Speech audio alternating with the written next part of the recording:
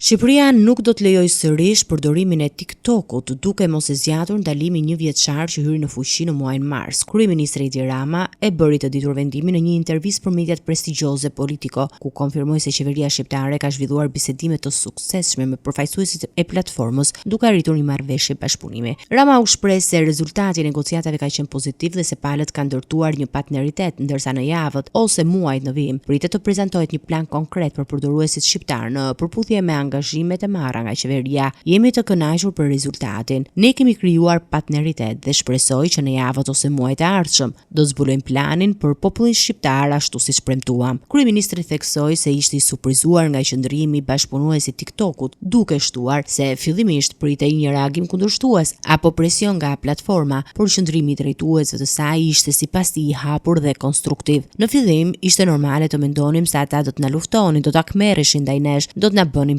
presion. I takova vetë dhe mbeta vërtet impresionuar nga qëndrimi i tyre. Ata po dëgjonin me shumë vëmendje argumentet tona. Sipas shkrimit të Politico, kompania në seli në Pekin nuk ka dhënë ende një reagim zyrtar për këtë vendim. Dalimi i 1 vjeçar i TikTokut u vendos nga qeveria shqiptare si mas pas vrasjes tragjike të një nxënësi 14 vjeçar pas një konflikti të nisur në rrjetet sociale. Autoritetet kishin deklaruar se vendimi u mor pas konsultimeve me shoqërinë civile. Megjithatë, Politico vëren se ndalimi pati ndikim të kufizuar në adresimin e dhunës në shkolla dhe në hapësira digjitale.